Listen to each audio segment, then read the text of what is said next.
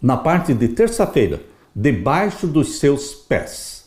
Abrindo então agora a Bíblia no Salmo 47. Vamos ler os versos 1 até o verso 4.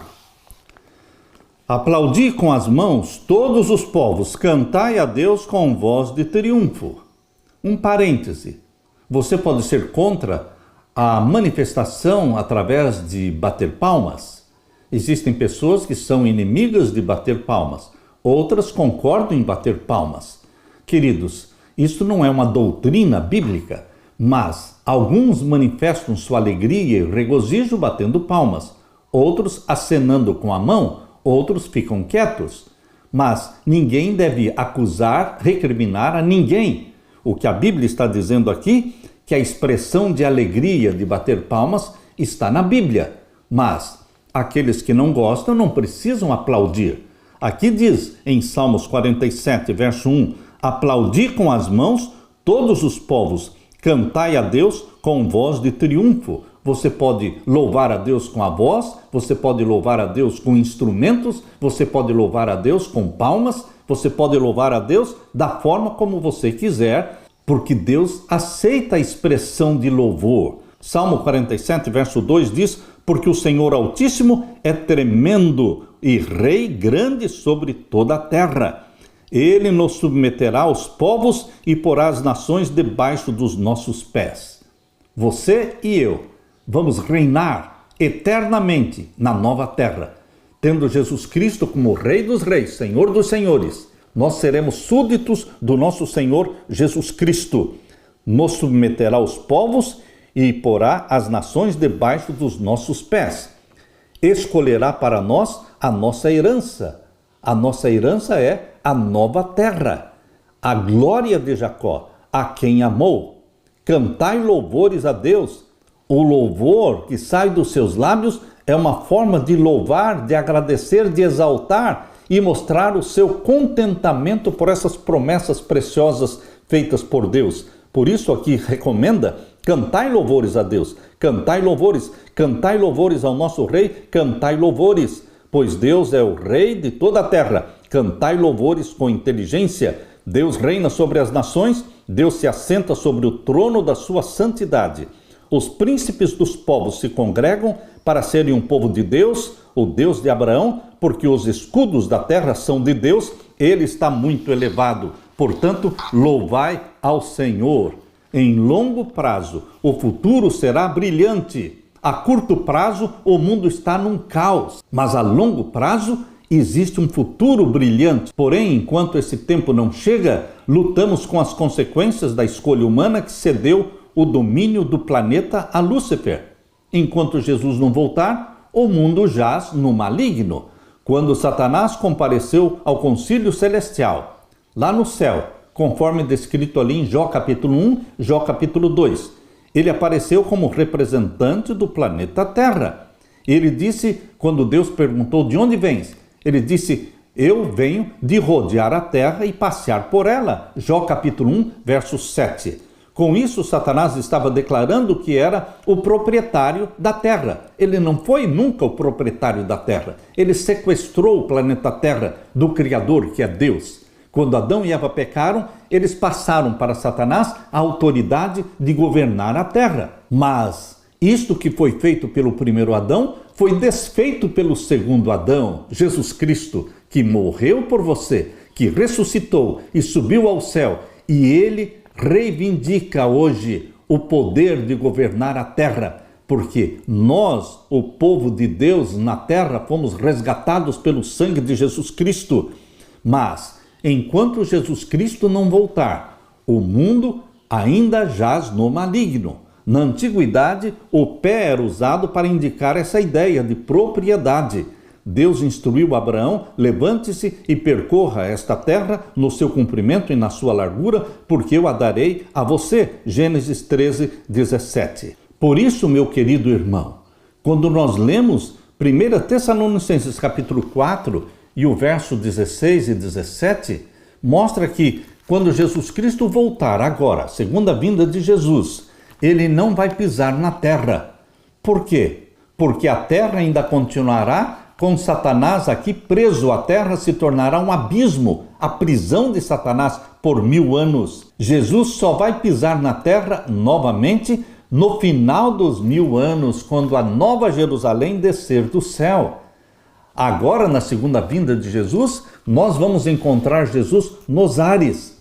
Jesus não pisando na terra, agora na segunda vinda, mostra que a terra ainda não se tornou propriedade de Jesus Cristo. Aqui será a prisão de Satanás por 1000 anos. Abra sua Bíblia na primeira carta de Tessalonicenses e vamos ler então o capítulo 4, o verso 16 e 17. Porque o mesmo Senhor descerá do céu, com alarido e com voz de arcanjo, falando da volta de Jesus, e com a trombeta de Deus, e os que morreram em Cristo ressuscitarão primeiro. Todos os que morreram em Cristo vão ressuscitar primeiro. Os vivos não vão subir para o céu antes dos mortos. Primeiramente, os mortos serão ressuscitados, perfeitos, glorificados. E então vão se unir aos vivos que são transformados no abrir e fechar de olhos. Todos os vivos serão transformados, glorificados. E então os ressuscitados, mais os vivos transformados, seremos todos arrebatados para o céu. Conforme diz 1 Tessalonicenses 4, verso 17. Depois nós, os que ficarmos vivos, seremos arrebatados juntamente com eles nas nuvens. Juntamente com eles quem? Os ressuscitados do verso 16. Vamos ser arrebatados nas nuvens. E o finalzinho do verso 17 diz, a encontrar o Senhor.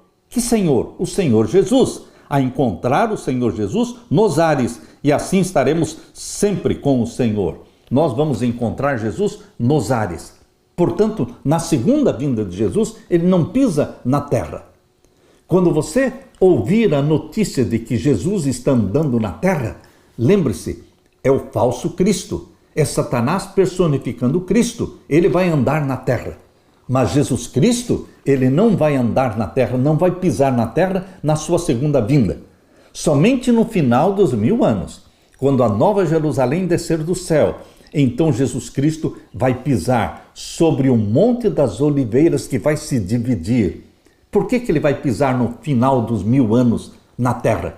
Aí ele está mostrando que a terra passa a ser dele, propriedade de Deus. Satanás será queimado e a terra será recriada no final dos 1000 anos. Abra a sua Bíblia e leia comigo a profecia de Zacarias, capítulo 14, verso 3 em diante. Diz assim, e o Senhor sairá e pelejará contra estas nações no final dos 1000 anos, como no dia em que pelejou, no dia da batalha, e naquele dia, ou seja, no final dos 1000 anos, quando Jesus descer do céu com a nova Jerusalém. Naquele dia estarão seus pés sobre o Monte das Oliveiras.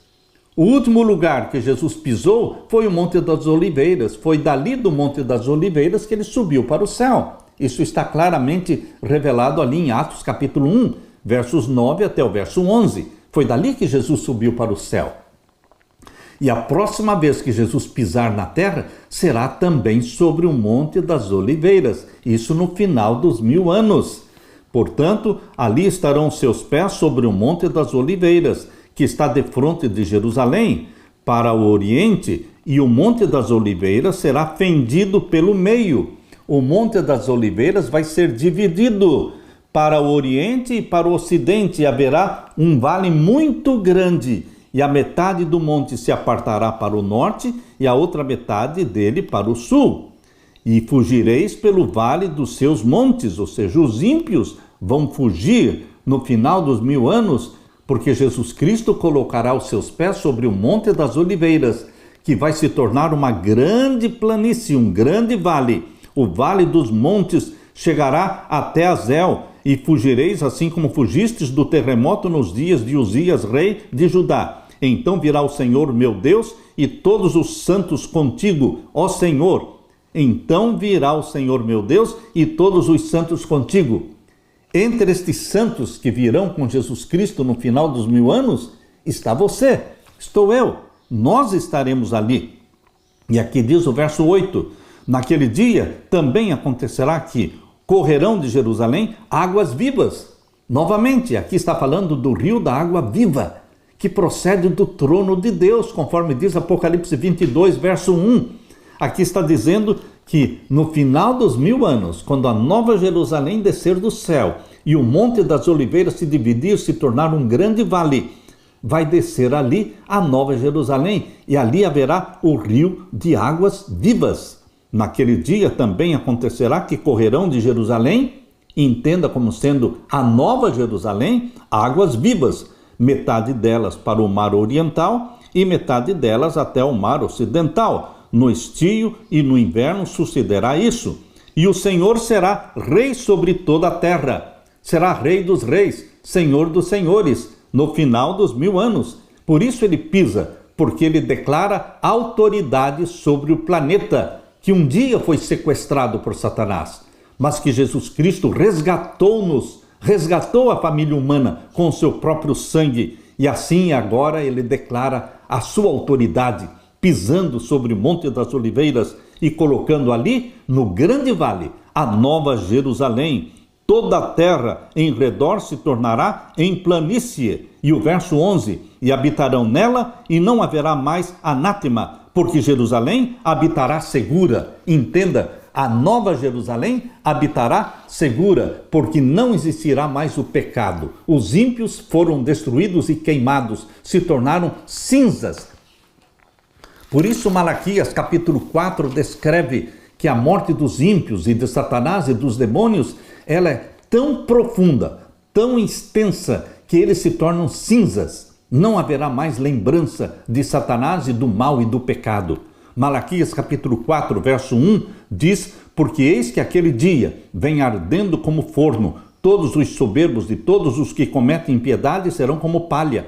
E o dia que está para vir os abrasará, diz o Senhor dos Exércitos, de sorte que lhes não deixará nem raiz e nem ramo. A palavra raiz aqui se refere a Satanás, a raiz do pecado, e os ramos se referem aos ímpios. Todos serão queimados, extintos. Verso 2, mas para vós que temeis o meu nome, nascerá o sol da justiça. Esse é o Senhor dos senhores, o Rei dos reis, Jesus Cristo, chamado aqui de o sol da justiça. E salvação trará debaixo das suas asas, e saltareis e crescereis como os bezerros do cevadouro. E o verso 3 diz: pisareis os ímpios, Malaquias 4, 3, pisareis os ímpios, porque se farão cinza debaixo das plantas dos vossos pés, naquele dia, no final dos 1000 anos, naquele dia que farei, diz o Senhor dos Exércitos. Meu querido irmão, a terra é propriedade de Deus, porque Deus criou céus e terra. E embora estejamos passando por esses 6.000 anos de pecado,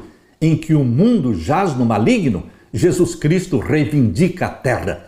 Essa descrição você pode ler porque ela foi feita por Ellen White. Ela escreveu assim: Cristo desce sobre o Monte das Oliveiras, de onde, depois da sua ressurreição, subiu ao céu, e onde os anjos repetiram a promessa da sua volta. O profeta escreveu: virá o Senhor meu Deus e todos os santos com ele. Zacarias 14:5. Naquele dia estarão os seus pés sobre o Monte das Oliveiras, que está defronte de Jerusalém, para o oriente. O Monte das Oliveiras será fendido pelo meio, e haverá um vale muito grande. Zacarias 14:4. O Senhor será o rei sobre toda a terra. Naquele dia, um será o Senhor e um será o seu nome. Zacarias 14:9. Ao descer do céu, em seu deslumbrante resplendor, a nova Jerusalém repousa sobre o lugar purificado e preparado para recebê-la. E Cristo com seu povo e os anjos entram na cidade santa, a nova Jerusalém. E você e eu estaremos lá. Diga amém. Deus seja louvado. Aleluia.